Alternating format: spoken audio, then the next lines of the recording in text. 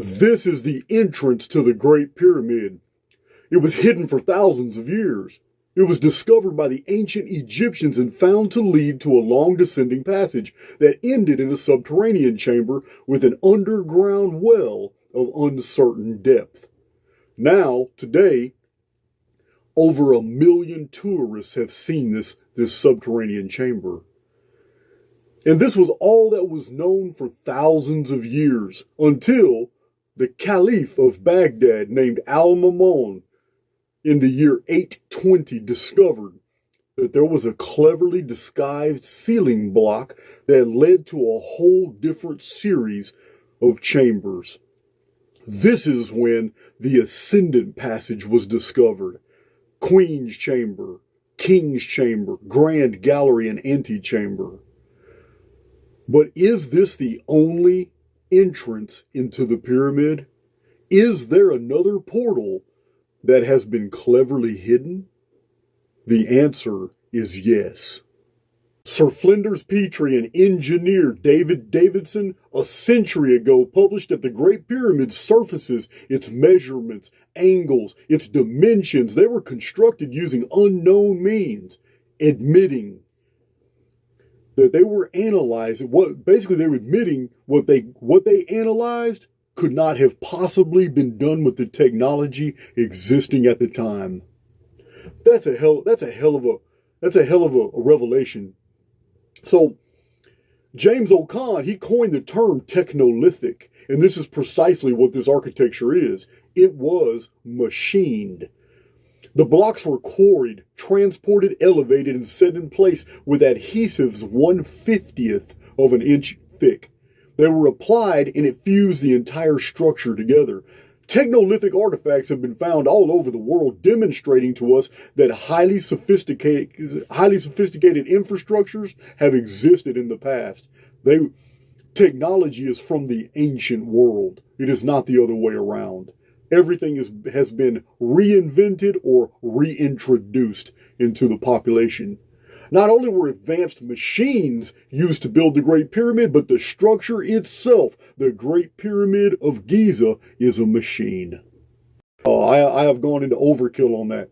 I mentioned this calendar in stone because the 2040 focus of the pyramid is on its entrance, the only entrance that has ever been made known to the public. But it's not the only entrance, and this is profound. Here is a diagram of the Great Pyramid's passage and chamber system. You clearly see the entrance that was known for thousands of years before being lost and rediscovered in 820 AD by the Muslim expedition. Notice the Queen's Chamber in the passage. It has always been an anomaly. Many researchers have noted that its purpose and presence, it doesn't make a lot of sense. It's a sense of incompleteness. Now, if the pyramid builders so cleverly hid the ascending passage and Queen's and King's Chamber for thousands of years with disguised blocks, this necessarily implies that they could have easily, cleverly hidden another passage and entrance. And now I know this is exactly the case. I further believe that it has been discovered, it has been explored, and it's probably been sealed back, kept away from public discovery, as we know. The clue is comparing the pictures of the entrance. The Great Pyramid entrance is deep set into the structure, meaning it was hidden under casing blocks. No one ever saw these gigantic triangular blocks that form an arch. These were buried behind the blocks and then under the casing blocks themselves. But now look closely at the different pictures. Older pictures are open wide and free of debris, but newer ones have a concrete mess blocking the area just below the angled monoliths. Why? What was found and then covered back over? Well, that's easy. The area just below the leaning blocks of the entry is the 24th course of masonry. And when we look inside the Great Pyramid at the 24th course, it lines up perfectly with the Queen's Chamber, passage, and floor. This diagram proves there is another entrance to the Great Pyramid, another tunnel that has basically been hidden from the public. Further, it is the passage for which these gigantic angled monoliths are positioned like a gate. This area is marked as 2040 AD by the structure, as I have shown numerous times and from different perspectives. So, then what we're seeing here is evidence of a structure within a structure that the pyramid itself conceals. Where have you seen these angled stones over this gate like before? Do they remind you of anything? To me, they look like the Aztec doomsday glyph seen here, which is on the stone of the fifth sun, a 22-ton relic about the 4 ages of destruction and the coming of the fifth son of apocalypse. And this Aztec tradition is perfectly reflective of the ancient Bronze Age phoenix cycles, the 4 ages when the sun died each time, 552 years apart with each visitation. This gate is a message that this passage is to be used after the year in our calendar, 2040, when the vapor canopy has returned. Remember, guys, the pyramid is vapor canopy technology, and it will require this returned biosphere for us to understand what this structure's actual function is. So we have a new passage and a new entrance to take into our ever-growing study of the magnificent structure that we know embodies the concept of the return of the chief cornerstone. The pre-flood world was not a primitive environment. The old Bronze Age was a technolithic age. Hyperbolic curves, machine boring, geopolymers. The evidence is everywhere. It's been staring us in the face. Researchers like Christopher Dunn have released amazing books about the Giza complex and Great Pyramid, showing that only machines that are far more sophisticated than we have today could have produced the materials that we see in the ancient world.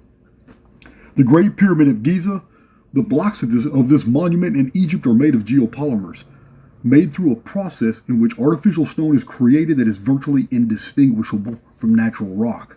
The limestone casing blocks of the Giza structure contain opal, CT hydroxyapatite, a silicoaluminate not found in the quarries, blocks containing numerous trapped air bubbles. Organic fibers have accidentally fallen into the mixture, and they had been found inside the stone blocks of the Great Pyramid. But you're not going to read this in the official establishment literature of the time. You're not going to find Zawi Hawass admitting this to anyone. The greatest evidence of the geopolymer construction of the Great Pyramid is the magnetite.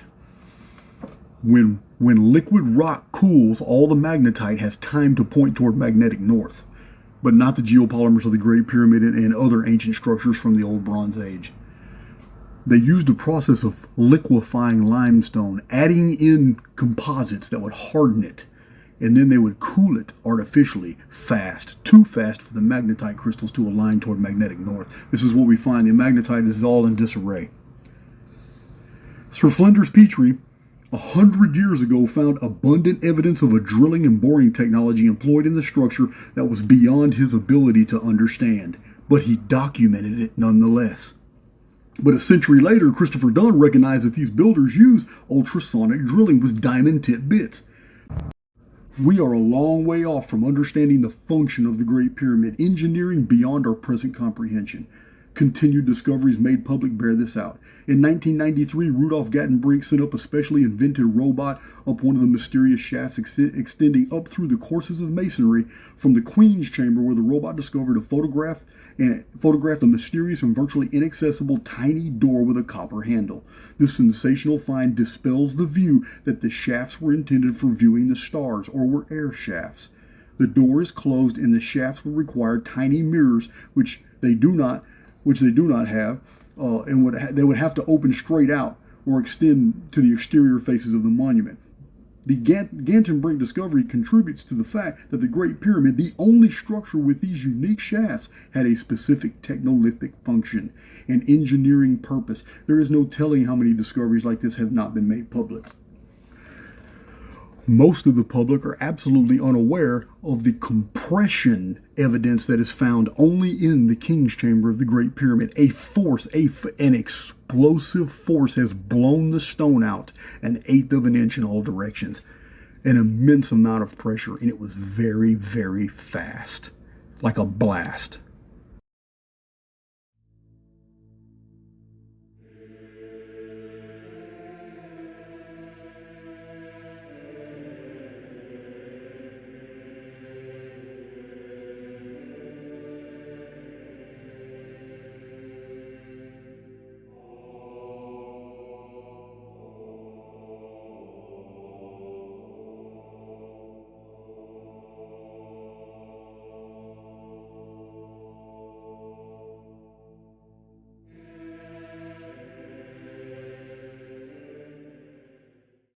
In 1637 and 1638, a professor of astronomy at Oxford named John Greaves visited the Great Pyramid in Egypt.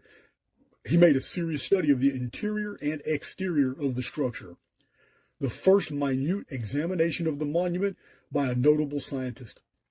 Graves became convinced that the structure encoded some ancient universal measuring system and that its dimensions may have been far beyond the capacity of mankind to have designed.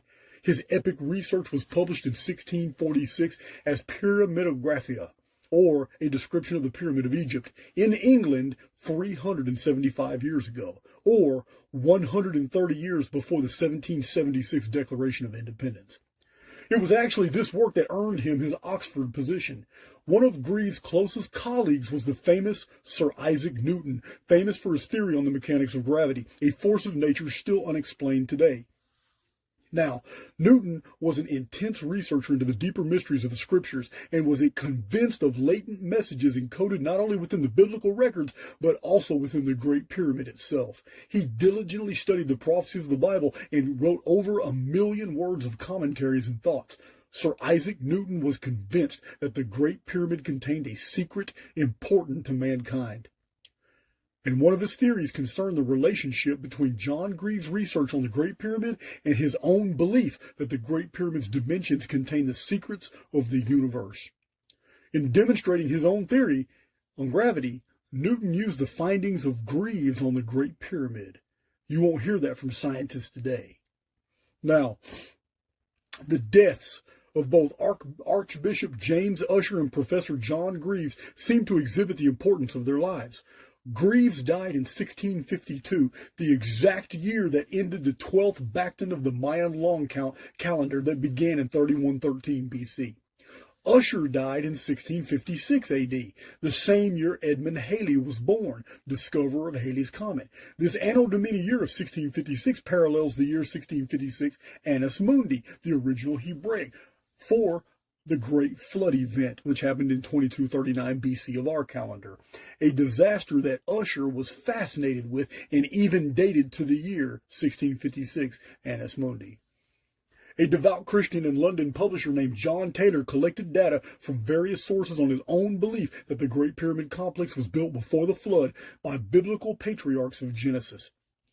He religiously studied the writings of former pyramidologists, especially the scholarly work of John Greaves.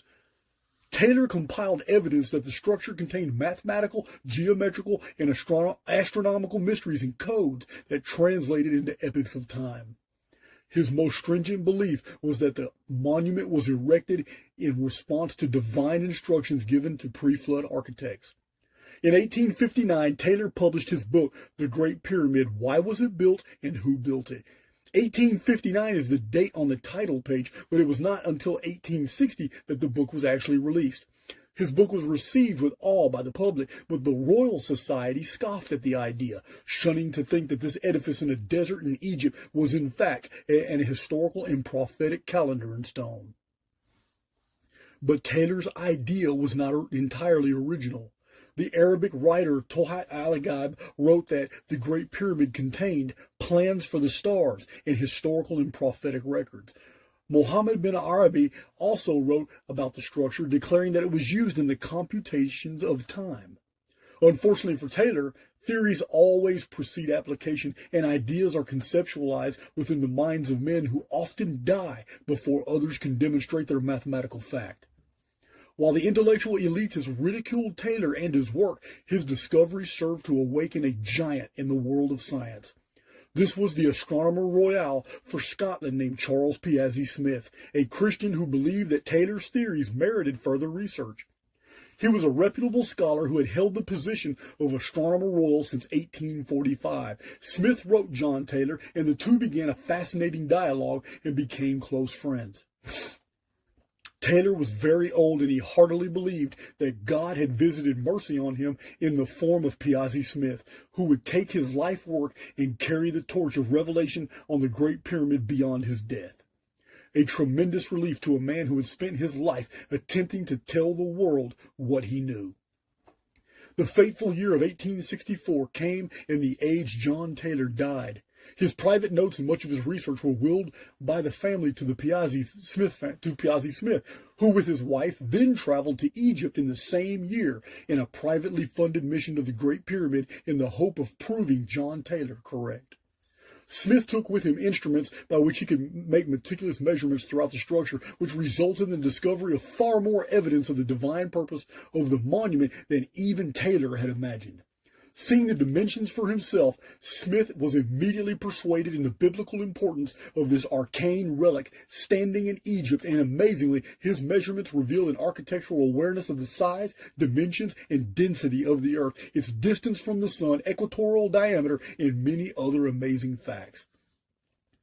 As Smith was busy in 1864 crawling through the interior of the structure, measuring almost every conceivable angle and distance in passages and in chambers, another Scotsman made a stunning revelation.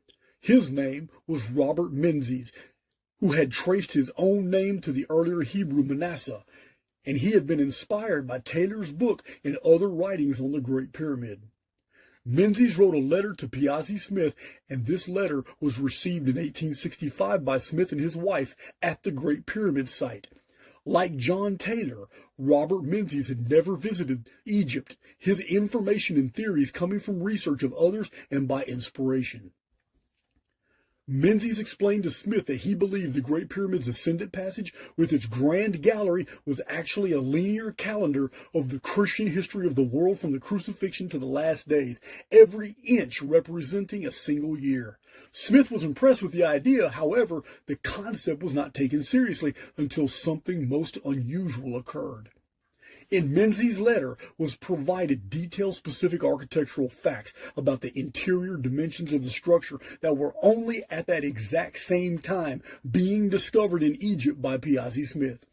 Knowing that Menzies had never been to the pyramid site, Smith double-checked the measurements he had made and made a search through all the books published at the time and found absolutely no references at all existing in the written research of the monument by which Menzies could have obtained this data. Smith was confronted with a dimensional fact of the Great Pyramid ascertained by a man who by intuition provided this fact from thousands of miles away by simply believing that the monument was a measurement of the actual dates of historical events. Menzies was right, and Smith, on site, had just proven it by independent analysis. Smith now viewed the edifice in a totally new light and sought to show that the passage and chamber system had coded within their dimensions a calendar of the past, present, and future by isolating individual year dates in its planes, joints, angles, and passage lengths. After a thorough examination of the building, he discovered that the pyramid inch was precisely 1.001% of a British inch, and that the entire monument was measured out in all of its dimensions using this single standard of measurement. Smith even found ancient evidence of the existence of the pyramid inch in the fact that the Greek word for pyramid derived from the older Phoenician term for the structure literally meant light measures, the pyramid inch being a fraction of the speed of light, each inch also representing the orbital cycle of the Earth around the Sun, the principal source of all light in the solar system.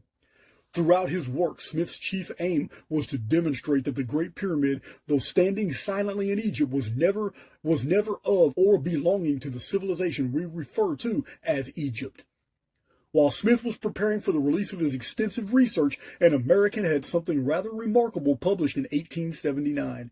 Charles Latimer, chief engineer of the railway at Cleveland, Ohio, wrote that the Great Pyramid was a pillar containing the weights and measures of the ancient world, and it was inspired by God, and that the Great Pyramid spoke in inches. The following year, Piazzi Smyth's book was released in 1880, Our Inheritance in the Great Pyramid, an instant success depicting measurements throughout the structure as various timelines linking biblical and secular history. He dedicated the massive book to his friend John Taylor, and his final published work served to prove Robert Menzies correct as well. The work was a success, and pyramidology was virtually a new science with Piazzi as its priest. Though the calendrical variances between historical events changed little from Taylor's to Smith's work, their timelines relied too heavily on Ussher's dating. Ussher's fictitious chronology would later prove their undoing. Smyth received a professorship at Edinburgh College, and the fact that such an eminent personage in the scientific community had released such inspiring and incredible claims actually offended many in the Royal Society. They searched for a champion to rebut these extraordinary claims and found one in the person of Sir William Flinders Petrie, a renowned archaeologist having traveled around the world studying the ruins of lost civilizations. Petrie was an intellectual prodigy whose archaeological survey methods first laid the basis for modern scientific archaeological exploration, and whose experience in previous geodetic and other survey work eminently fitted him for the task of surveying the Great Pyramid. The scientific world was giddy that so prestigious a scholar was going to survey Giza and the pyramids and forever put an end to this madness of pyramid inches, of divine architecture, and of prophecies encoded in stone. And that's when things turned real interesting. Petrie set out from England with the specific intent to disprove Taylor and Smith. He took with him the most advanced and sophisticated instruments in the world that enabled him to make calculations far superior to those made by Smith, and with which he is credited with making the most precise measurements of the exterior and interior of the monument ever made. Petrie produced measurements to the thousandths of an inch. At Giza, Sir Flinders Petrie studied the Great Pyramid with the fascination and skill of an archaeologist rather than an astronomer, and made many hitherto unknown discoveries about the ancient structure, and published his findings in a monumental book, Pyramids and Temples of Giza, still the authoritative book on the Great Pyramid today, over 115 years later. His own studies persuaded him that the edifice encoded advanced astronomical and terrestrial information about Earth and its movement. The superior measurements of Petrie and the fact Smith had adopted historical dates attached to those measurements of his own, many derived directly from Ussher's chronology, allowed Petrie to launch a series of criticisms toward Piazzi Smyth's own theory and work. To the delight of the Royal Society, Petrie critically damaged Smith's credibility, and pyramidology from then on was adopted through faith rather than fact. But the concept lived on and was taken very seriously again by the engineer David Davidson and H. Alder Smith. These men put together an even more exhaustive compilation of evidence supporting the idea that the pyramid inch theory and pyramid timeline was indeed very real and demonstrable. They totally abandoned Smith's measurements and adopted those of Sir Flinders Petrie, and their 1924 AD work was published as The Great Pyramid, Its Divine Message, a book filled with a tremendous amount of data with hundreds of charts and illustrations using Petrie's measurements in their own chronology, in which they elucidate and prove that the interior arrangements of the structure formed a geometrical calendar. But in the end, their own work lost its appeal after the initial public interest, and because the scientific community totally ignored the research, having already concluded the subject is fraudulent. The work received no criticism, which is so necessary for the popularity of a new theory. What further condemned their credibility was their use of an incomplete and inaccurate calendar by which to compare the most perfect measurements of Petrie.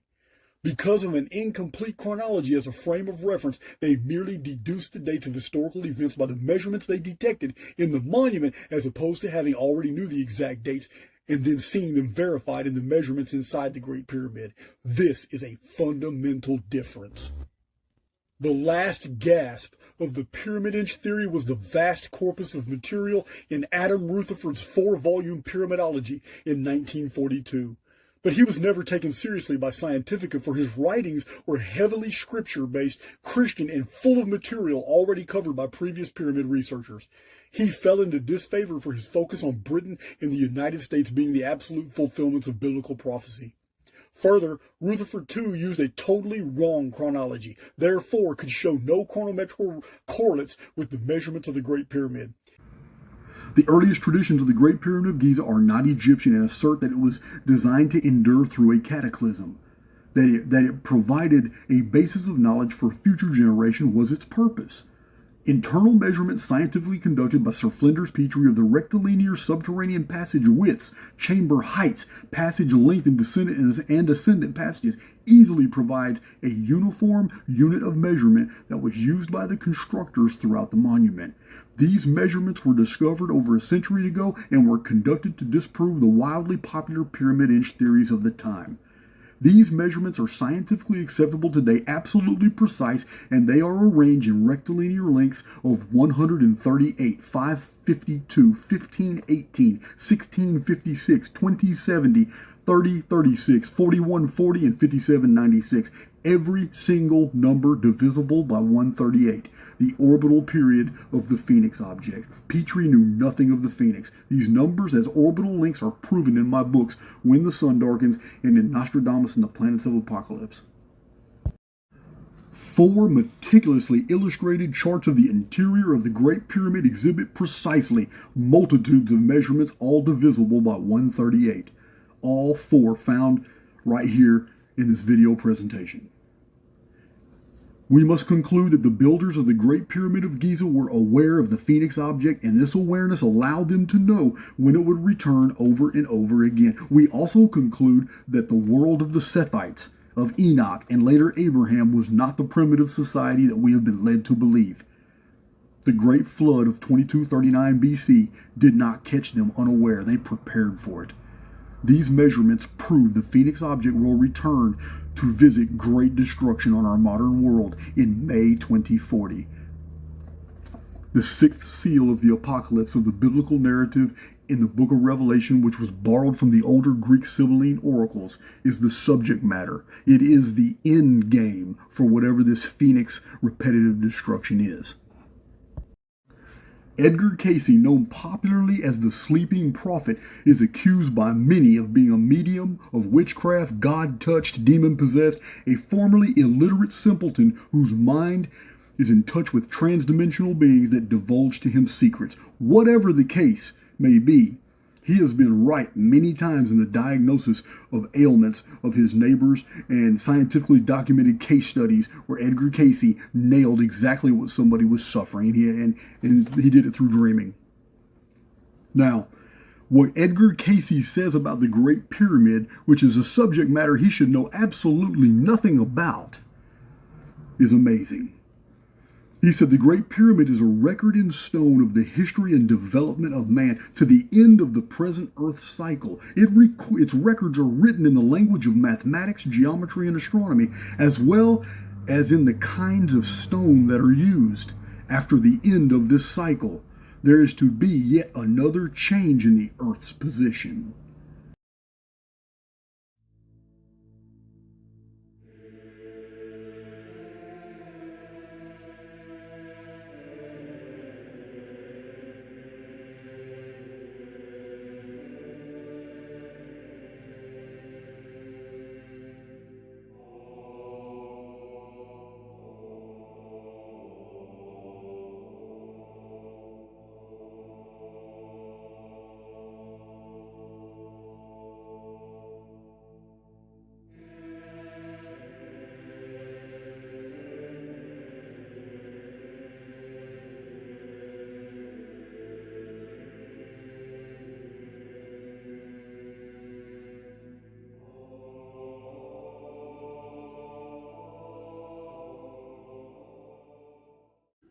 By many species of computation, we have precisely dated the Great Flood of biblical infamy and secular history at May 2239 BC, a Phoenix cataclysm. U.S. cryptologists, chronographers, geographers, modern chronologists, and ancient rabbinical authors are all in agreement at this date. It is a data point that in numerous testimonies from historic texts reveal that the Great Flood occurred in the 1656 year of the Old World calendar. We are told in these records that the Great Pyramid, the Axis Mundi, Mount Meru, Sumeru, the stone pillar of Enoch, the altar of agony of ancient Vedic texts, Mount Zion of the Bible, this Irminsul of the Germans and Yggdrasil of the Norse, Irem of the columns, built before the deluge to keep the times, a testimony of the past, present, and future. So we come to this fact. From the foundation of the monument straight vertically up to the foundation underside of the immense granite slab flooring of the king's chamber is 1656 inches. If this is a calendar, then its other measurements should bear this out. The Holy Writ mandates that by the witness of 2 or more is a thing established. This 1656 years of the antediluvian world ended when the vapor canopy collapsed in 2239 BC. A simple means of calculating the year of the flood is by the testimony of both Flavius Josephus and the Book of the Upright, called Jasher, both about 2,000 years old. Josephus wrote that Abram was born 292 years after the Great Flood, and Jasher, as well as Rashi over 800 years ago, both have Abram born in 1947 BC. A simple matter, 1947 plus 292 years is 2239 BC. Why is this important?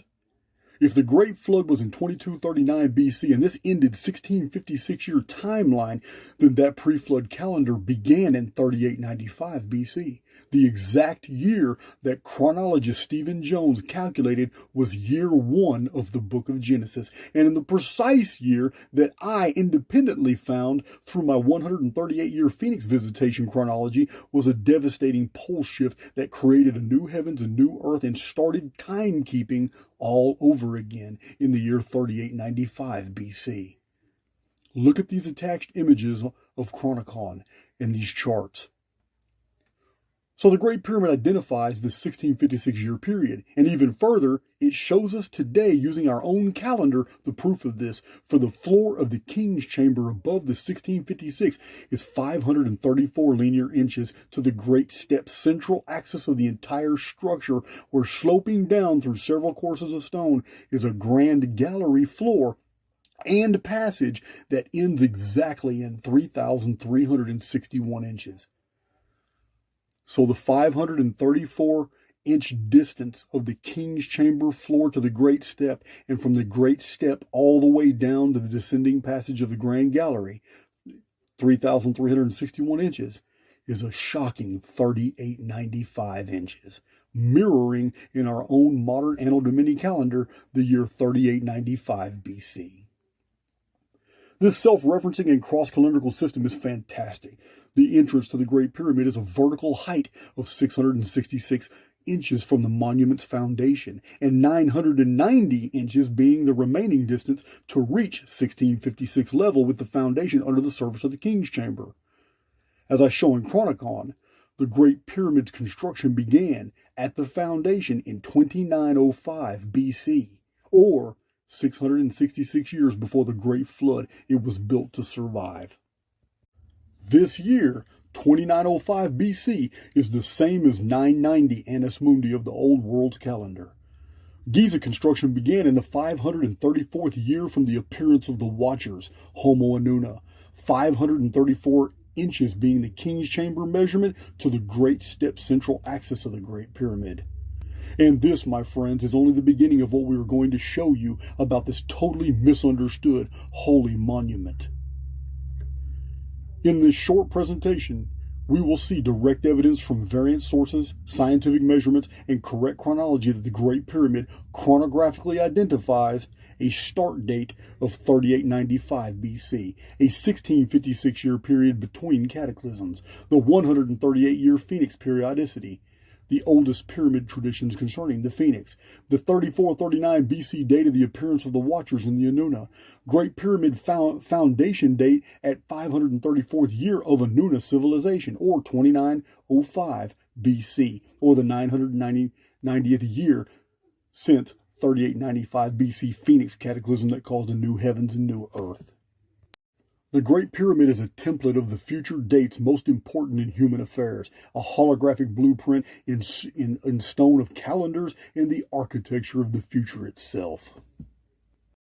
Look at this image, and you will see Sir Flinders Petrie's measurements of the internal Great Pyramid's dimensions. This is Chart A. Its measures. It shows the foundation up 990 inches to the ceiling of the Queen's Chamber, which is 666 more inches up to the 1656 mark of the Great Step face, the central axis of the entire pyramid. This is 1656 inches, 990 plus 666.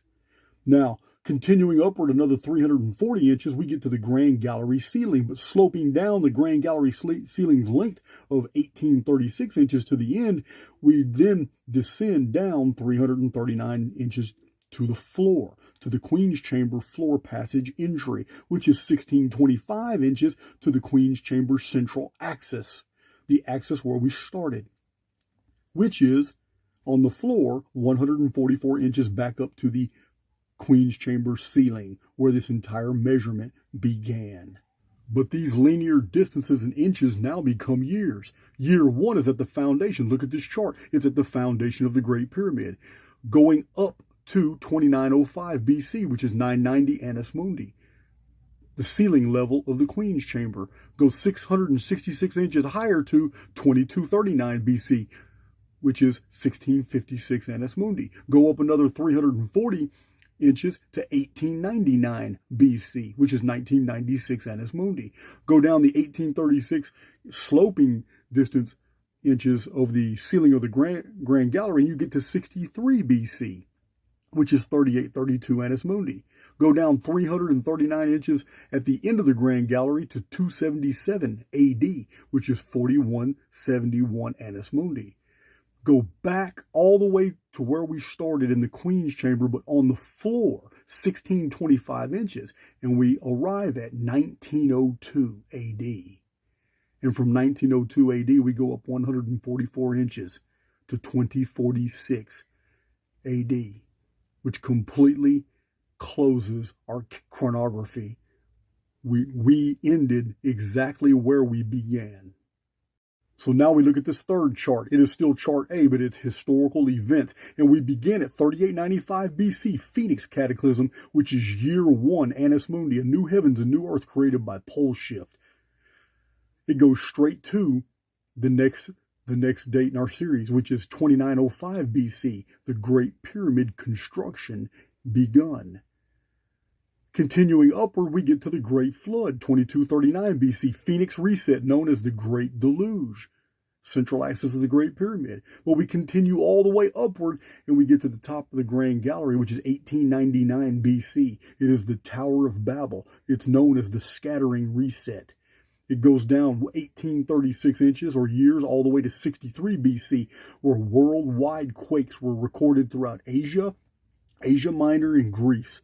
And Jerusalem falls to the Empire of Rome.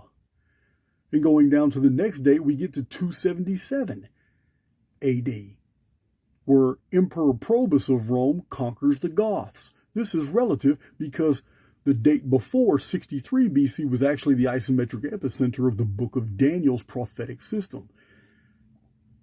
63 BC was 540 years after the Babylon took Jerusalem.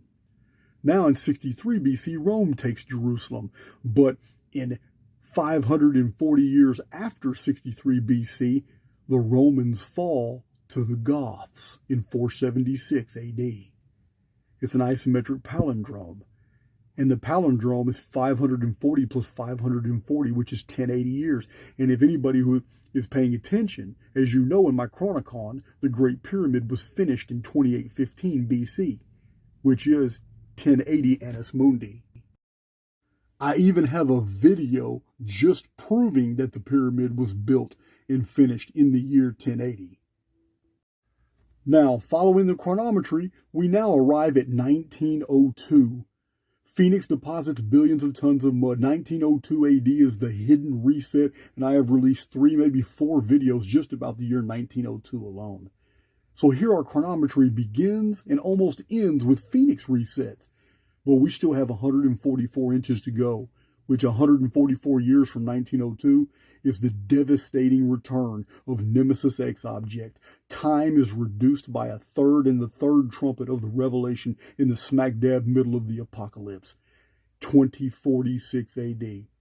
And as David Davidson found in 1926 by measuring the cross diagonals of the baselines of the Great Pyramid's 4 cornerstones, the Great Pyramid itself geometrically identifies the year 2045 as being the very last in Earth history's present orbital cycle.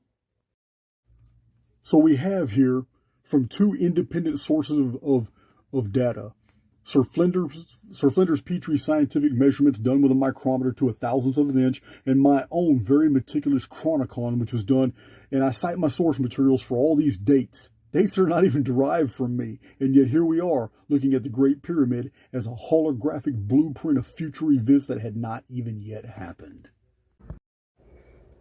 These are the measurements of Sir Flinders Petrie. Everything circled in red. Those are Phoenix numbers, all divisible by 138. There are major features within the pyramid: descending passage, subterranean chamber, the vertical distances between the basement rock and subterranean chamber width of the roof, length of the tunnel attached to it. It's absolutely amazing. The 1656 year history of the flood is represented in there in a vertical measurement. 1380, 552, everything's divisible by 138. It is a principal message of the pyramid. The great cataclysm reset that ended Eden was 3895 BC. That was not a beginning of Earth. It was a beginning of our present current paradigm, our new timeline. This chief cornerstone timeline that we're on right now started in 3895 BC, which is the exact linear distance of the entire surface of the floor of the king's chamber to the great step, and the great step all the way down to the descending passage. It is exactly 3895, and it was measured by Petrie as so. These are amazing revelations that the architecture is absolutely so precise. These are not the measurements of Menzies and Taylor and Smith and Davidson or even Rutherford. These are the measurements that are accepted by the scientific authorities. These are the only measurements that I can go on in the propagation of my theory that history is divided into 138-year segments, leading to a reset in 2040. Now, every boxed measurement is divisible by 138. All these measurements, these are verticals. These are sloping distances. Sloping distances are not the same as straight distances. They have to be scientifically measured. But every single boxed number you see on this chart is divisible not only by 138, but was measured by Sir Flinders Petrie and is exact to the thousandth of an inch. Again, it's absolutely amazing. Golden proportion is 144, yet the 144th level of blocks was exactly 4140 pyramid inches, which is again divisible by 138. The technolithic device is an ancient, gigantic machine, a projector that required a massive power source that activated it from 3 to 7 seconds, needed to upload this 138-year cataclysm protocol into our holospheric coating. This was done by an enemy of humanity. The chief cornerstone who will descend is the defeater of this enemy.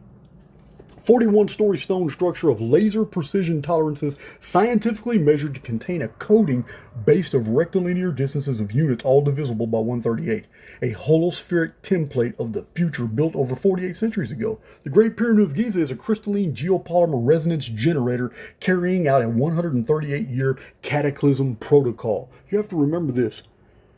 We have 20 more years from the release of this video to replace the missing components in the antechamber, probably hidden inside the Great Pyramid itself, and create a power source, design an interference pattern, and activate the structure to stop the return of the Phoenix weapon in May 2040.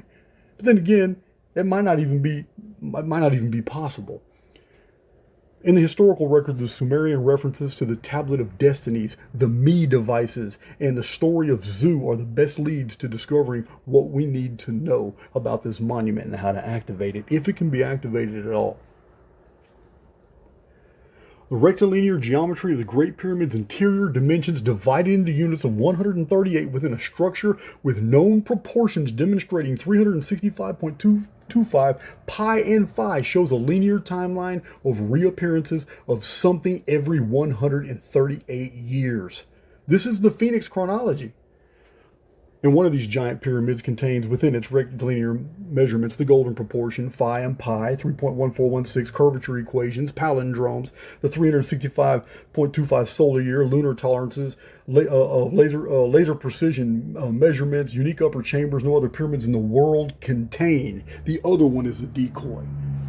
David Davidson in the year 1927 published research that the unit of measurement employed in the building of the Great Pyramid of Egypt that has long baffled scholars and archaeologists were units based off divisions of our solar year. Davidson claims that this unit of measurement was the scale by which all measurements in the monument were taken, and he stated that, quote, any other architect or engineer, not having seen the original plans and not knowing what system of measurement was adopted in the construction, can find from the structural dimensions of the building itself what scale of measurement had been adopted. This is a profound statement. This denotes perfection. Now, Herodotus, Pliny, and Agatharchides of the ancient world, and then Sir Isaac Newton, and as you know, I said in my other videos, John Taylor, and Smith, Rutherford, Menzies, Raymond Capt. There's more than that, but we all believe that the Great Pyramid's dimensions were very important, as well as many other historic and modern researchers that are living today. Nobel Prize-winning Maurice Maeterlinck in the year 1922 wrote concerning the mathematics incorporated into the Great Pyramid. He said that these were very strange indeed. Quote, "But the strangest, most disconcerting fact is that none of the innumerable hieroglyphs that have been deciphered, nothing indeed to be found in the whole literature of ancient Egypt, makes any allusion at all to this extraordinary knowledge. And nor could it have been. For until the year 820 AD, the monument had been sealed until the Muslims dynamited their way into it. And up until the year 1356 AD, the casing blocks protected the inner core bricks from the prying eyes of discovery. In 1879, Charles Latimer, the chief engineer of the railway in Cleveland, Ohio, wrote that the Great Pyramid was a pillar containing the weights and measurements of the ancient world, that the monument was inspired by God, that the United States was an inheritor of the secrets of the monument as depicted by its Great Seal, which has an image of the Great Pyramid. Mr. Latimer wrote, quote, "When a man or nation adopts a seal, it is understood that the most significant of all emblems for them is placed thereon. We look to the seal to give us the clue to the origin or genealogy of the wearer or owner. What other nation has such a seal? Will the Great Pyramid speak to those whose measures are not there? For I assure you, the Great Pyramid speaks in inches."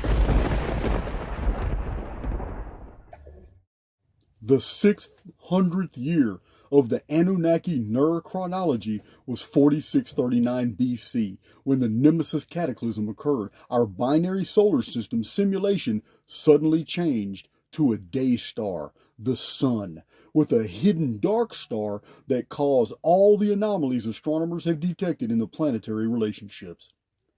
The well pit access inside the Great Pyramid symbolizes the deep, the great abyss, and it marks the 330th inch from the wall of the king's chamber. This 330 years is how long it took the Phoenix object to arrive in its present 138-year periodicity from the distant Nemesis binary that it broke free of. 4309 BC begins the Phoenix timeline of 138-year periods to 2040 AD, so we are not surprised to find it right here in the chronometry of the Great Pyramid of Egypt. This 330th inch is 1,700 vertical inches straight down the well pit access to the foundation of the pyramid, we arriving at 2609 BC.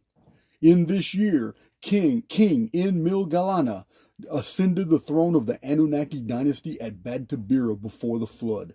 The interior of the Great Pyramid was examined in this year, and it is possible that material or mechanisms were removed in this year from the Grand Gallery and Antechamber. Though I have a lot of problems with Zechariah Sitchin, I do agree with him that in this year, in the first regnal year of this king at Bad Tabira, the Great Pyramid had been explored, penetrated, and materials were removed. The foundation level is yet another 1,162 inches down into the well pit in the subterranean chamber, getting us to the year 1447 BC, the 10 plagues of Egypt and the Exodus. Now, the subterranean chamber length is 1,414 inches, leading upward 4,146 inches to the entrance of the pyramid, which is itself 524 inches from the perimeter of the pyramid for a total distance of 6,084 inches. The 6,084th year of the Phoenix timeline was 1776 AD. The beginning of the Phoenix chronology at 4309 BC was the 330th year since Nemesis collapsed, its parent star. In 1776 AD, likewise begins a 330-year countdown to the year 2106 AD, the year of the return of the chief cornerstone. 2106 AD is the 6,000th year since Phoenix caused a new heavens and new earth in a destructive pole shift that occurred in the year 3895 BC, year 1 of the pre-flood world and vapor canopy. 1776 AD began the United States, the empire of adoption, born of Egypt in its ancestry, its first great seal being the phoenix, which was quietly changed to the eagle in the year 1902, and the Great Pyramid, 1902 being the last time the phoenix had visited. See my three videos on the hidden phoenix reset of 1902. Both 3895 BC and 1776 AD are found in an entirely separate order of chronometry as well. The 1,110-inch passage entry begins 666 inches high, or for a total of 1776 inches. The Grand Gallery and Ascendant Passage is both 3,360 and 3,361 inches due to an uneven floor terminus that was intended by the architects. This 3,360 inches leads us to 534-inch long great step floor into the King's Chamber.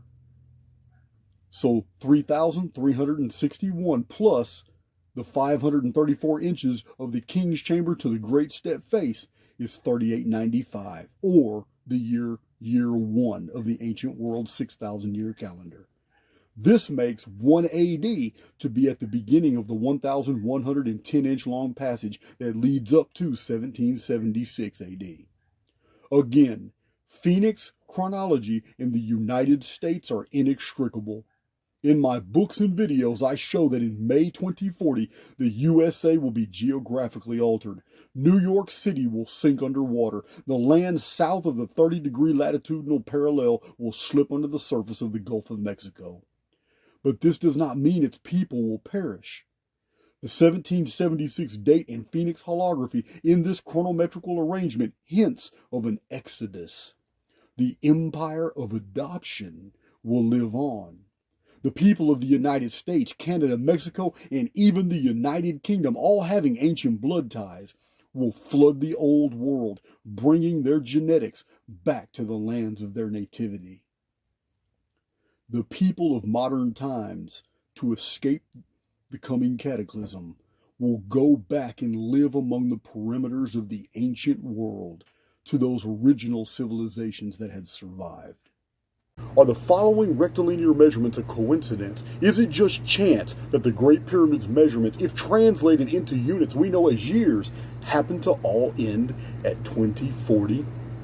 My loyal listeners know May 16th, 2040 is the date for the next reset, the Ragnarok, the sixth seal of the apocalypse, the return of Mother Shipton's Sky Dragon, the black sun of ancient American traditions. It is the encoded date for the cataclysm by Nostradamus, the return of the Phoenix phenomenon. 2040 is the return of the vapor canopy world. So you decide, you make a decision if what I'm sharing in this video is a series of unrelated coincidences. Remember, these measurements are scientifically accepted, done by Sir Flinders Petrie himself, accepted by Egyptologists, widely published. And these dates all come from multiple sources in my published books in Chronicon, written years before I was given these measurements. Exhibit A. The great triangular number called the tetractys represents the number 10. It is shaped like a pyramid. This has been known for centuries. The Great Pyramid is 203 levels of stone, missing a top stone, which is the 204th level. This 204 courses of rock times 10 is 2040. Exhibit B. This is confirmed in the fact that when the top stone is added, the Great Pyramid will be 5,814 inches high, which has been known for 200 years. The height of 5,814 is a vertical length added to the horizontal floor length of the King's Chamber from the Great Step's central axis, being 534 inches. This 5,814 plus 534 inches is exactly 6,348 inches, or the exact amount of years from the beginning of the Phoenix chronology in 4309 BC to the year 2040. To better appreciate how meticulous this research is, I advise you to look at the charts on archaix.com. Or if you want them in your hand, you can order them for free. I've made them as cheap as possible with shipping and handling. Now, Exhibit C. A third confirmation of this calendar message is found in the fact that the 4 sloping sides of the Great Pyramid are at 51 degrees each. 51 times 4 is 204, and abbreviated by the Tetratus 2040. Exhibit 4. Not only the King's Chamber, but the Grand Gallery too conveys this calendrical message. The floor of the King's Chamber is 1,700 inches above the foundation of the pyramid, and 340 more inches vertically up is the ceiling of the Grand Gallery. 1,700 plus 340 is exactly 2040. Now, for those of you who would notice that 2040 is a reference to the Anno Domini system, you must realize my whole entire channel is a simulation theory channel. I reveal through the antiquity, the mysteries of antiquity, and our physics constants that we're living within a controlled simulation. This is why the Great Pyramid holography and chronometry work in tandem to produce these dates. It was known from the beginning that the calendars would change. Even the calendar Anno Domini didn't begin in 1 AD, it began in 526 by Sosigenes, and it wasn't even brought into practical use for another 200 to 275 years. But it doesn't matter. In retrospect, the simulacrum has absorbed all this data, and whoever constructed the Great Pyramid knew the holographic template of the future and encoded every bit of it. Exhibit 5. The ceiling of the Grand Gallery is 1,836 inches long. The width of the King's Chamber is 204 inches. Well, 1836 plus 204 is 2040. Exhibit 6. The entrance to the Great Pyramid is 666 inches above the pyramid foundation at a sloping distance of 808 inches from the perimeter of the monument. This entrance is also a sloping distance of 1,110 inches up from the axis passage conjunct, which itself is 176 inches above the pyramid's foundation. From the perimeter where this measurement began to the axis conjunct where it ended is a horizontal length of 1,518 inches. So from beginning to end, this measurement is 4,278 inches, both starting and ending at the pyramid's foundation, which is 1,656 inches below the King's Chamber Great Step slab. 4,278 plus 1656 is 5934, which in our Anno Domini calendar is the year 2040. Exhibit 7.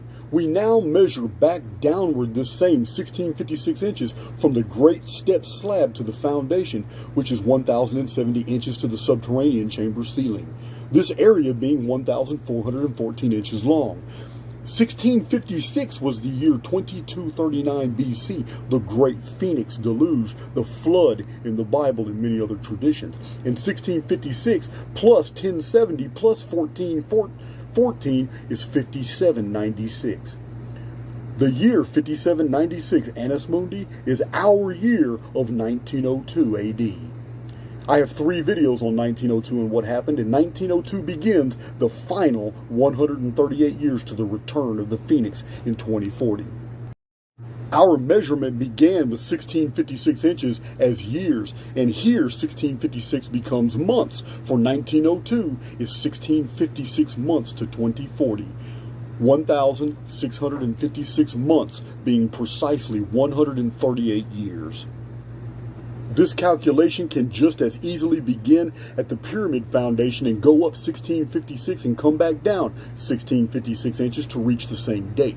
Further, going backward up the descending passage in reverse to the axis passage conjunct is 3036 pyramid inches, giving us a date backward in time from 1902 to the devastating year of 1135 BC, a major Phoenix reset cataclysm described in Chronicon and of my other published books and in my videos.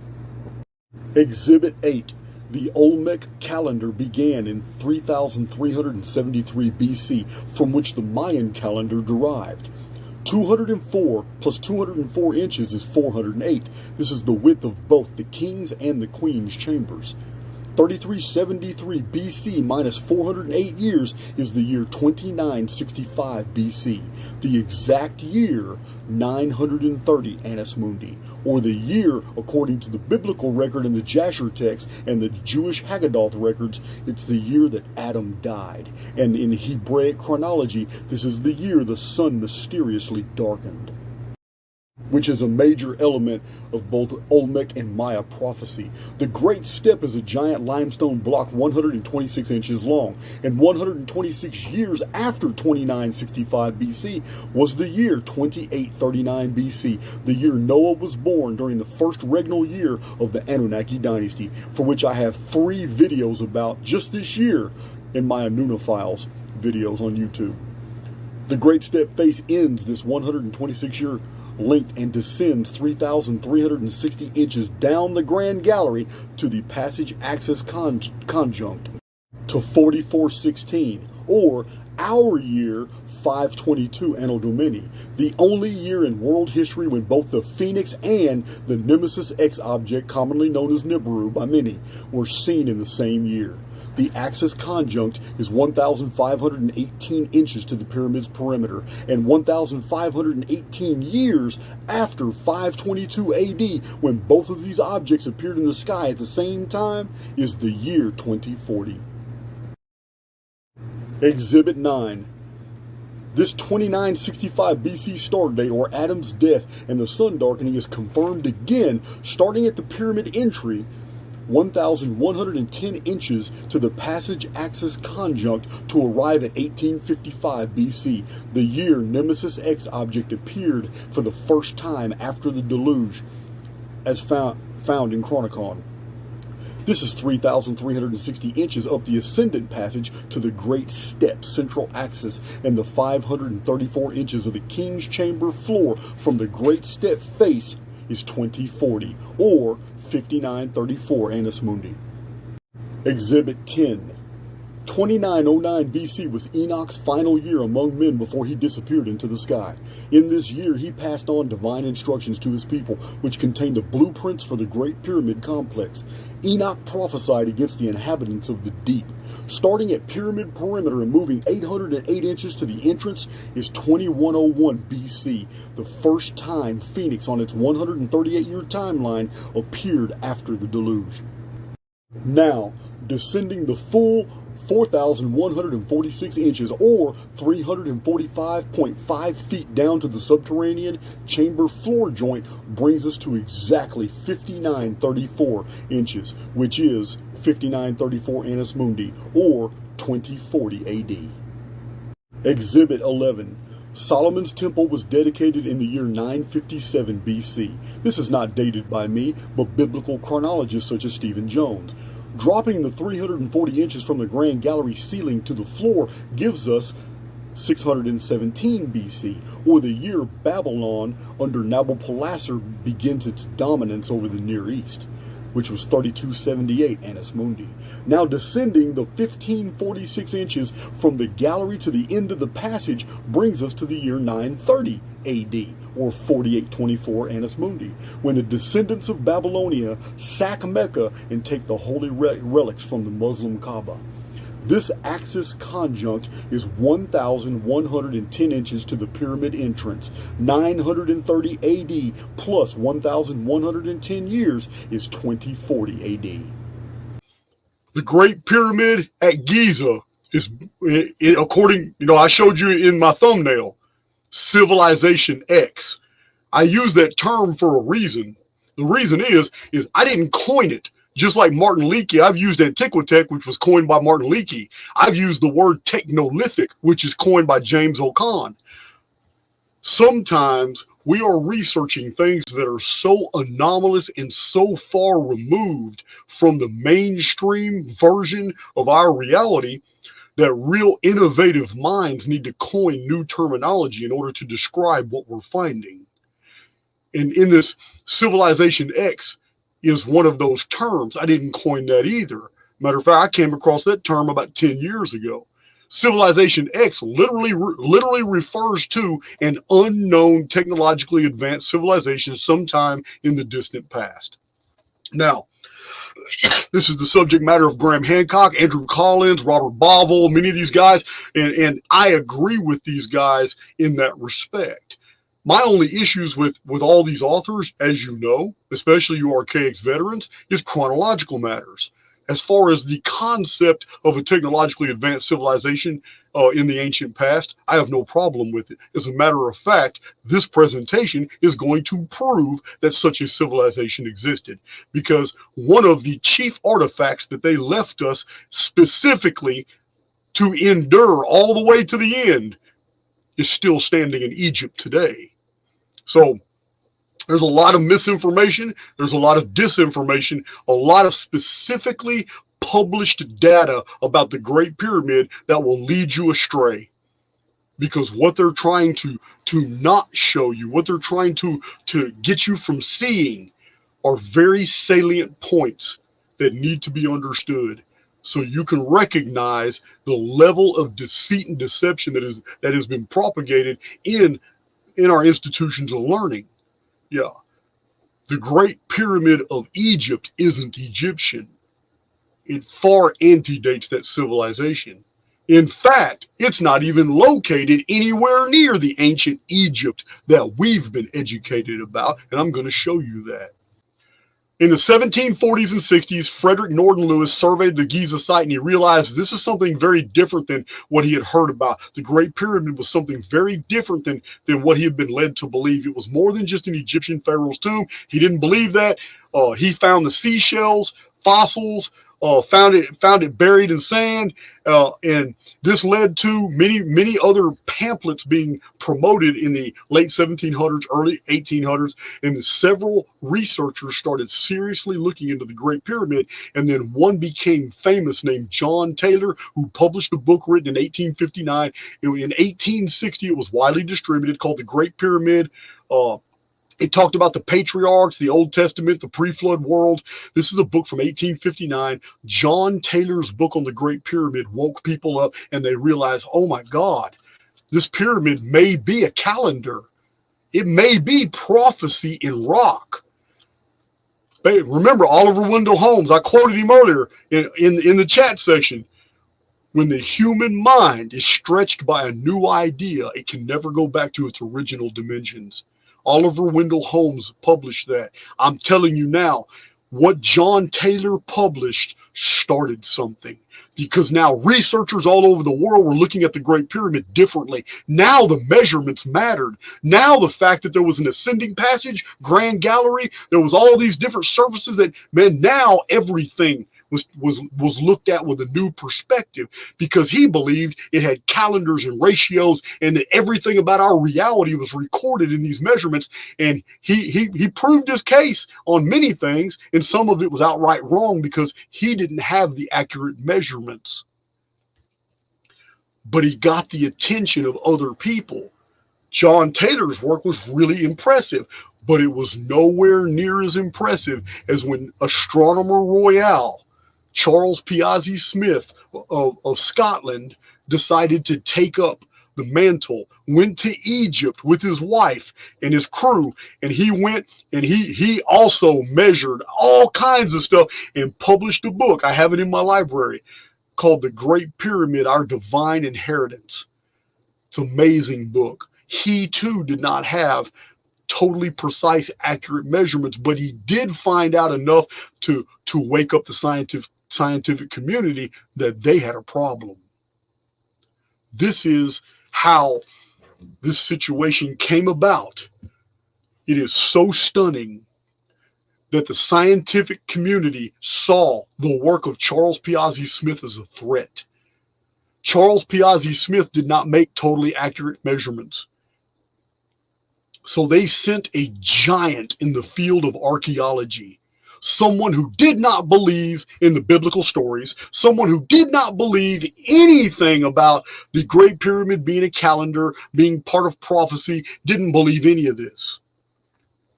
He even went to his deathbed not believing it. His name is Sir Flinders Petrie.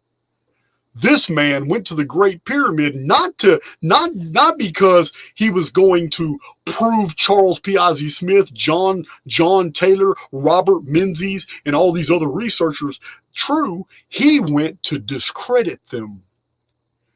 He published his book. It's the first absolutely scientific book about the Giza. It's the very first one, Sir Flinders Petrie. It is so precise in its measurements, verified by Egyptologists today, that even today, Egyptologists only go by the measurements of Sir Flinders Petrie, which were done using a micrometer and a rule to the thousandth of an inch. The reason I am telling you this is because what I'm going to show you is amazing, because I've only used the scientific measurements of Sir Flinders Petrie to find what I have found. Everything you see here is Petrie's measurements. Everything done here. These are all the vertical distances right here. Everything is Sir Flinders Petrie's measurements of all the Grand Gallery, all the passage chambers, all the descending subterranean chamber. We're talking about ceilings, walls, roofs, relieving chambers, every antechamber, everything is here, guys. All the measurements. Here's the sloping. Here's the horizontal and sloping measurements, all endorsed by engineer David Davidson. These are the measurements of Sir Flinders Petrie. Here's the subterranean chamber. Look at all these measurements. It's amazing, guys. These measurements have shown some pretty profound things. Other people have made very interesting discoveries. You can see 31416 at the top. Well, that's pi. That's a ratio of pi right there. You can see phi below it. There's 0.618 right there below it. You can see 618 further down. Another totally independent measurement. You see a measurement of 0.414 at the bottom. That's Phoenix. 138 times 3. You see the ratio. You see pi, phi, you see every bit of this here. These were all discoveries made only after Petrie was able to provide the exact measurements. Sir Flinders Petrie published his material, and it literally condemned Charles Piazzi Smyth's work, his life work on the Great Pyramid. Astronomer Royal for Scotland's great work on the Great Pyramid. People still read it. They were still interested in it because it was very Christianized. It filled people with faith. So they still read the book. And most people just thought that Sir Flinders Petrie was just he just did that to discredit him. And in a way he did. And the scientific community was very pleased, because now they had a scientist and archaeologist work. Oh, I'm talking about a book that was so packed with calculations and measurements. And now they had work that the entire scientific community across the board absolutely dismissed any idea that the Great Pyramid of Egypt could have been a calendar of the future. They dismissed every bit of it. But this was the idea that was growing in the minds of researchers in the 1850s.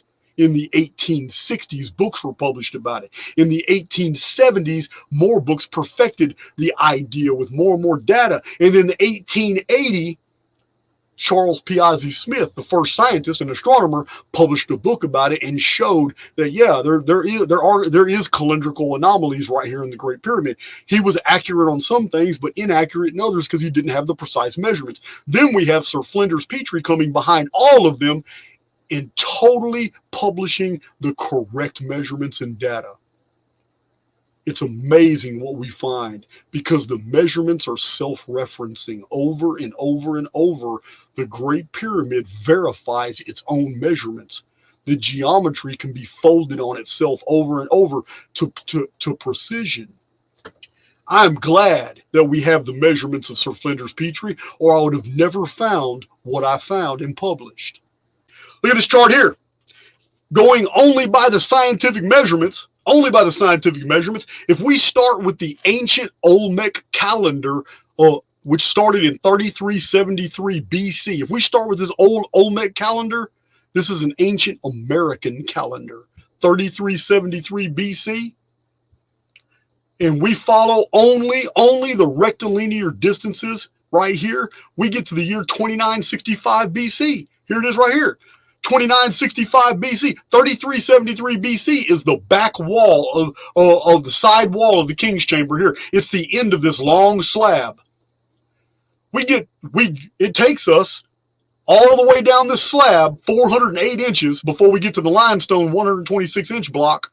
408 inches takes us to 2965 BC, when according to the book of Jasher, the sun darkened and Adam died. I don't know if Adam really died or not, but it said the sun darkened on that day. That's Phoenix phenomenon material. It says 2965 BC, Adam died at 930 years old. I don't believe that. I believe that's a calendar code, but that's okay. We can move on. 126 years later is 2839 BC. 2839 BC is a part of the Anunnaki-Ner calendar system of great years of 600-year periods. My Archaix veterans need no explanation. You know about the 600-year calendar. This is 2839 BC. What happened in 2839 BC? The 7 kings overthrew the matriarch, and they began to rule. The 7 kings of Sumer on the Sumerian king list, they began to rule in this day. They maintained their rule all the way to the flood. They overturned a matriarch in doing this. Matriarchal rule in 2813. This is also the first year of Noah. Noah was born in this year. Follow this calculation, 3,360 inches all the way down, you get to 522 AD. Now you have to understand, this distance of 3,360 inches, according to engineer David Davidson and Sir Flinders Petrie, is actually 2 distances, and that's because of the width of the floor. One side is 1 inch longer than the other. So you have a measurement of 3,360 inches on one side of the floor, and you have 3,361 inches on the other. But the mean in the middle would be 3,360.5 inches. When you're dealing with thousands of inches that were all measured to the thousandth of an inch, all these rectilinear distances, it becomes important because we're talking about calendars. And when we get to this distance, what does it get to? Look at the passage axis conjunct. That distance gives us 522 AD. That is a Phoenix year that started the Dark Ages. It also started the Anno Domini calendar. It is precisely 1,518 inches from the vertical. Look at this horizontal distance between verticals. The vertical axis conjunct to the vertical of the end of the Great Pyramid, the terminus of the architecture, is precisely 1,518 inches. 1,518 plus 522 AD is 2040. Look at this. The year, excuse me, the year 3195 BC starts here. My Archaix veterans can tell you what that year is. It's in Chronicon. Right here, it's 230 inches, the height of the king's chamber. It's 230 inches to 2965. Again, the sun darkens. Phoenix phenomenon, which is 534-inch distance to the Great Step, which is the central axis of the whole monument. Right here, gives us 2431 BC. You'll have to look in Chronicon. I can't remember that date.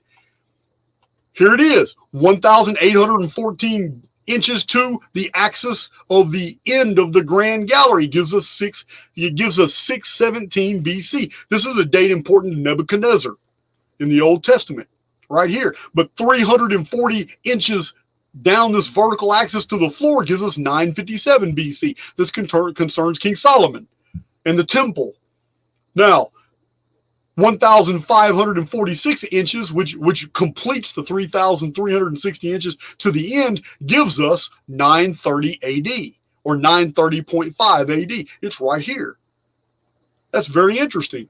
You'll have to look in Chronicon to see what happened in 930 AD, but 1,110 inches to the exit of the pyramid, the floor exit right here, gives us 2040. I didn't make this up, and I didn't measure any of this. It's all right here. Look at this. At the passage axis conjunct right here, if we start with 1855 BC, we start right here. Something to do with Sodom and Gomorrah, or, oh no, Nemesis X object appears. 1855 BC, we start here and we go up 3,360 inches to the central axis conjunct to the whole pyramid in time, and add 534 inches, which is 534 years added to 3,360 years from 1855 BC, we get 2040 AD. Anybody can do the math. Anybody can do the with a calculator. Now, I'm wondering why this 2965, 2965 is what we started. The sun darkens right here. I didn't realize that. That's what it is. It started with the sun darkening in 2965 BC, before the flood, and then taking away 1,110 inches, which is the length of this floor down here, gets us to 1855 BC, the appearance of the Nemesis X object. Then minus 3,360 years, then minus 500, and then adding going forward in time through the BC system gets us to 2040 right here. Again, we're talking about something that is self-referencing.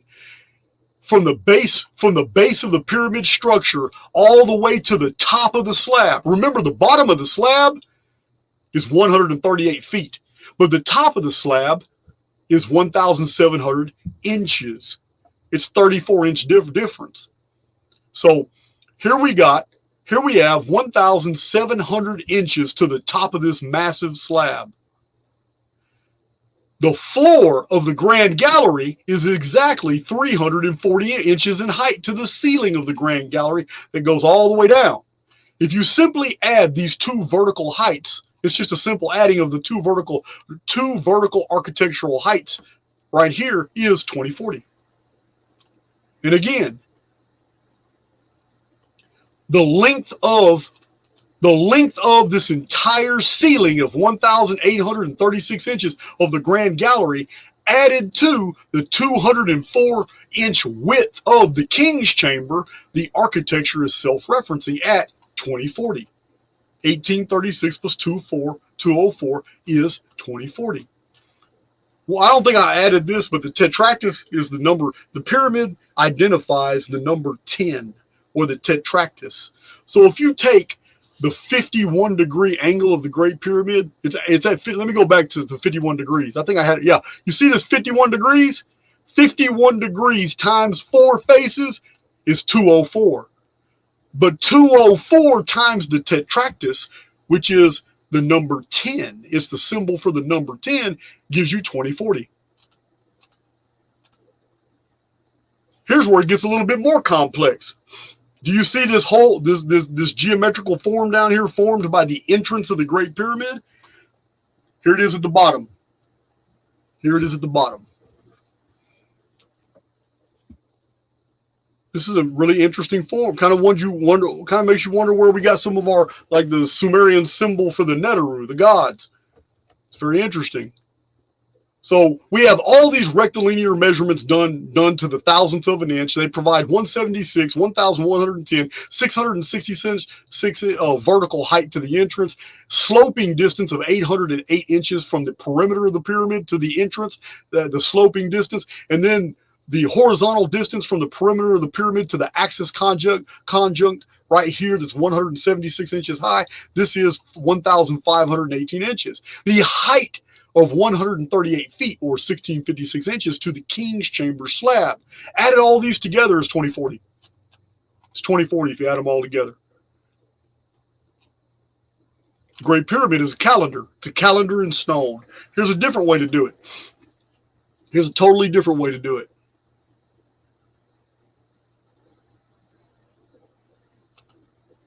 All different kinds of ways to do it, really. There's the Olmec calendar, 3373 BC, ancient American calendar, minus 408 right there, equals darkening of the sun, slab to 20. Okay, we already seen this, but in a different way, presented in a different way. But yeah, it's self-referencing. Here's one right here. Oh, okay. This is just a better illustration showing. Here's the darkening of the sun, 2965 BC, 1,110 inches to 1855 BC. Nemesis X object appears, 3,360 inches all the way over here to the central axis conjunct of the entire pyramid, which divides it in equal halves north and south, adding 534 years for the length of the king's chamber slab is 5934. 5934 Annus Mundi is the year 2040 AD. Great Pyramid is a calendar. Here is the start of the Sumerian king list, 670 years, which I've showed you on the Sumerian king list. It is 241,200 shars, which is precisely divided by 360 to be 670 years evenly. That started in 2909 BC. That's the perimeter of the pyramid, and going up 808 inches, sloping inches, gives us 2101 BC. It's a Phoenix year on the 138-year timeline. Now going down the full length of the subterranean chamber from the perimeter of the pyramid right here is 4,146 inches to the passage axis conjunct right here, which this arrow shows. Adding all that together is 5934 AM. It's a totally different way of seeing the same thing. 5,934 Annus Mundi is our year 2040. And this is interesting because this distance of 4146 is the same as 4,140, because this red line represents a passage that is 4,140 inches on one side, and it slopes to 4,146 inches on another. Same thing the ascendant passage did. The end ramp literally slopes to provide two measurements. The architect knew exactly what he was doing. So look at this, 957 BC. Concerning the temple, the narrative of the temple in Jerusalem. 957 BC, I believe, was when Pharaoh Shishak invaded Palestine and took all their stuff. You'll have to look. Chronicon will tell you 957 BC is where we start, right here on the Grand Gallery vertical axis right here. 340 years later, 340 inches is 617 BC. This is a very important date to Palestine concerning Babylon. This is 617 BC right here. Going all the way down this entire, what is this? 1,546 inches, just this passage length right here gives us 930 AD. 930 AD plus 1,110 inches gives us 2040 again. It's right here. It's just a different way of seeing the end result, what we saw earlier. All right. Using only the scientific measurements of Sir Flinders Petrie, we find over and over. For those who have seen my pyramid charts, you know I have hundreds of them. I've only showed a few in this video. I have hundreds, and they show that the central axis of the Great Pyramid right here is the face of the Great Step. It is over and over and over in multiple different calendars. It focuses on our year of 1902, which was mentioned by Nostradamus. Nostradamus also mentioned that many will die before the phoenix dies. He also, and hey, remember guys, Nostradamus' quatrains focus on the month of May for the year 2040. Yeah, it's all very compelling, but I'm entertaining a tangent. So 1902 is right here, but the central axis of the entire pyramid and the central vertical axis to the subterranean. Look at the bottom. That's the subterranean chamber way under the pyramid. But the central axis to that is 204. Look, 204 inches is the width of the king's chamber. 204 more inches is the width from the king's chamber to the great step right here. 204 inches from the face of the great step, which is the central axis of the entire pyramid, to the central axis of the well pit, is 204 inches. That's 204 years. That 204 years from 1902, 204 years gives us 2106 AD, the year 6000 from the Adam and Eve reset. It's not. Remember, the Adam and Eve reset was 1,344 years of the Anunnaki chronology, which started in 5239 BC. This is just 6,000 years of our construct, not the one before. It ends in 2106 AD. What else ends in 2106 AD? Well, I'm going to show you. Remember, 204 is self-referencing. If the Great Pyramid is 51 degrees and it has 4 principal faces, once all its casing stones are intact, then that's 204. Again, it's referencing the year 204. 204 years. So let me show you that in a whole different species of analysis, we find right here that the Great Pyramid refers to 1902. Oh, there's the year 2070. I promised you guys a video on 2070. I haven't got that. But using the Mayan long count system in this analysis, we get to the year 1902. There, it's at the bottom. Right there. 1902 becomes the end of this analysis using the Mayan long count. But 1902 it's the focus of other videos. I'm not even worried about 1902. But I need you to see that multiple times in the Great Pyramid like this. Here's a whole different way of looking at 1902 self-referencing, going in 2 different directions. It's a palindrome. Starting in 1135 BC right here, the axis conjunct in the middle. You can go down the measurement all the way to the bottom, at the bottom down here, and it ends in 1902 AD, which is 5796 Annus Mundi, right here. Or you can go the other direction and go toward outside the pyramid. Then when you get to the entrance of the pyramid, go vertically down 1,828 pyramid inches, all the way down to the equal horizontal depth that you started the measurement way over here with 1902. It ends in 1902 as well, right there at the vertical distance. So we have a lot of those, but they're not really important. I just need to show you that this where's it? Let's see. I'm looking for, that's another reference to 1902. I'm not interested in that. I'm trying to find something else. 5796. This is just more different ways of finding the same thing. Self-referencing. 5796 is 1902. You guys already know about 1902. I don't have to tell you about that. So look at this. Isaiah chapter 19, verse 19 through 20 is right here. It specifically says, in that day there shall be an altar to the Lord in the midst of the land of Egypt, and a pillar at the border, which is Giza, thereof to the Lord. And it shall be for a sign and a witness unto the Lord of hosts in the land of Egypt. Now, this is the altar of Adam. This is the pillar of Enoch. This is the altar of agony, the fire altar. That is what is being described here. But many people over 100 years ago were playing with Hebrew gematria, and they made a discovery. They made the discovery that Bible verse in Hebrew equals the geometrical value of 5,448. And I'm telling you, and so it's been published in many books before I was even born, that the vertical height of the Great Pyramid, right here, here's the Great Pyramid. There's the height of the Great Pyramid. The vertical height of the Great Pyramid right there is 5,448 inches without the cornerstone. The cornerstone is not added. The flat platform on the top of the pyramid is 5,448 pyramid inches high.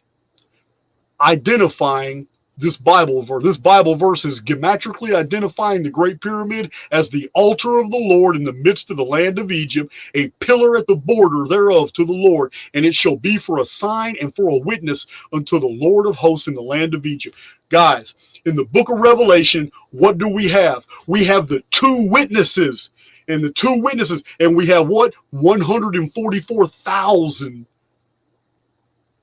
prophets, saints in the last days. What is the Great Pyramid covered with? 144,000 white stones. What does the book of Revelation say? To he who overcometh, I will give you a white stone and a new name. The book of Revelation is literally outlining that the apocalypse is about identifying those who are going to be a part of the monument of man and exit the construct, and those who are going to stay here to enjoy another Genesis, Adam and Eve, Edenic type reset and go through this whole construct all over again. It is programming. This is a huge oversimplification to a tremendous amount of data. Like I said, this video is an overview. But look at this. The cornerstone. This cornerstone, if the cornerstone was intact, it would be 3,666 inches high, which is 5,814 inches, if the cornerstone was intact, but it's not. So we have a reference in the book of Enoch that Enoch wrote 366 books. I find that very intriguing. Book, here it is. Enoch wrote 366 books. Yeah. What are we looking at here? What is the Great Pyramid? What are all these 203 levels of blocks containing all these bricks? Is this a book? And if it is a book, it's the book of what? A book is only a container of knowledge. If the pyramid was a book and every soul was a stone of man, and the chief cornerstone was going to descend in the 6,000th year, which is 2106 AD, what book is it? It's the book of what? So, not only is the 366 inches up here a reference to the 366 books of Enoch, but even the 204, remember the Great Pyramid is 204 levels. So, we know from Second Esdras, written in Greek, we know from the apocryphal book of Esdras, that Ezra wrote 204 books. This is what it says in the Apocrypha. This text was removed from the Old Testament canon. It's in the Apocrypha. Ezra wrote 204 books, here it is, concerning judgment and resurrection. The Great Pyramid is the library. It's 204 books, being the courses of masonry completed when the chief cornerstone descends upon a pillar of righteous humanity. Let's take this a little further. There are 203 levels in the Great Pyramid. We've already seen multiple times in my videos and published books, you have seen the foundation of the Great Pyramid also represents the year 1902. 1902 AD begins the Giza Course countdown. 1902 AD begins the last days. 1902 is 138 years before 2040, which is 204 times 10. But there's only 203 levels here. 203 levels of blocks from 1902 gives us the year, here it is, 5999 Annus Mundi. There's 1 year missing. The 204th level is missing. Remember, 51-degree angles, 4 51-degree angles is 204. The pyramid is unfinished. The descent of the chief cornerstone is necessary to finish the monument of man. The 204th would turn 5999 to 6,000. Just like that. It would be the year 2106. Here it is, 51 degrees, 204. Here it is again, 204 levels is 5,814 inches, or 484.5 feet high is what the Great Pyramid would be. Now, the passage axis conjunct right here, 820 AD. Why is 820 AD so important? Because 820 AD is when mankind first learned about all this. The ascendant passage, the grand gallery, the queen's chamber, the king's chamber, the antechamber. 820 AD is when the Caliph of Baghdad Al-Mamun and his men tunneled into the Great Pyramid and made this epic discovery that the Great Pyramid in Egypt was different than every other pyramid in the world. It is the first year humans after the flood learned this information. Using 820 AD as a reference point, we get the year 6000 Annus Mundi, or 2106 AD, right here. Pyramid is self-referencing. It's all here, and there's other ways to look at this. Believe me, I've got hundreds of Great Pyramid charts. These are only a few in this video, but here is the full chronology right here, guys. I've got this chart on my podium. This is the full chronology from 5239 BC, the very beginning of the Anunnaki nerve system, all the way to 2106 AD, the return of the chief cornerstone. This is the 7,344 years of this entire period. Why is that number important? From the beginning of Anunnaki reckoning to the return of the chief cornerstone, sealing the book of life. Remember, Book of Revelation is very clear. To him that be evil still. To him that be good still. It's over. Once the book of life is shut by the return of the chief cornerstone, the monument of man is done. It has been surfaced when 144,000 white stones, casing stones, that's the last 144,000 elect to die during the tribulation period. Once all that's done, the world is still going to be teeming with people. But they're about to go through some terrible shit. But not the people who have awakened, the people who have become a part of the monument of man, the people who are going to make their exodus. How do we know it's an exodus? It's very clear. The number is 7,344. It is divided by 3 is 2448. What was 2448? All my Archaix veterans know this. 2448 Annus Mundi was 1447 BC. It is the Exodus. It is when good people leave a bad world. That's what the story is about. 1447 BC was the Exodus event. 2440. I'm going to tell you now, everything is self-referencing. From 1902, 203 levels of blocks to the final year, 5,999, which is 2105 AD. The chief cornerstone makes the 204th block. 204 years from 1902 is the end. The book of life is shut for this entire simulacrum construct run. All these people living life is shut. How do we know? Because 204 years is 2448 months. It's self-referencing. 2448 is the number for Exodus. Over and over, I've showed this number many times in my research. It always concerns the removal of a people out of a situation. Every time.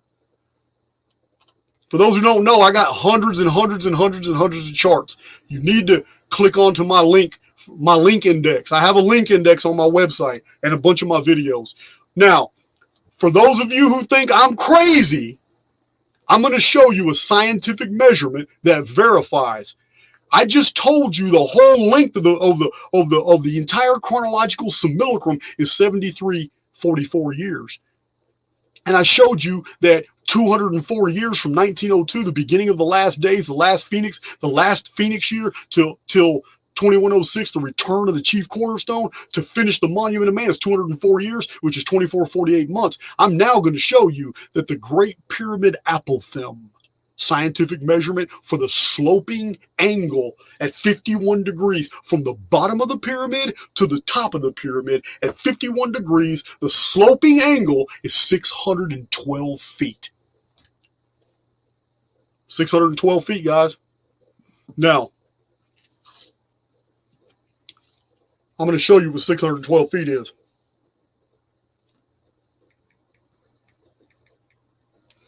(612 feet) is precisely 7,344 inches.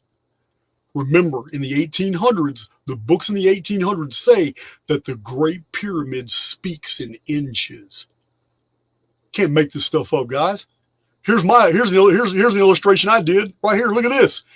Look to the far right. Exterior sloping distance of Great Pyramid, 7,344 pyramid inches, confirms the monument's interior 7,344 year timeline right here. Here it is, guys. The exterior sloping distance of 7,344 inches confirms the interior pyramid timeline that I have shown. It's all here. It's absolutely amazing. Everything is self-referencing. This is the final chart of the entire presentation. This right here shows also 7,344 years of history. 7,344 years of the timeline, verified in over 100 archaics and video presentations and published books. Here is the timeline. Archaics begins in 5239 BC because that's the oldest, most ancient calendar, which is based off 600-year units called the Anuna. I have whole videos about the Anuna system. Here it is, guys. The middle of this calendar. You can't make this stuff up. The middle of this calendar is the year 1561. The center year in 7,344 years is 3,672 years before 1567 BC and 3,672 years after.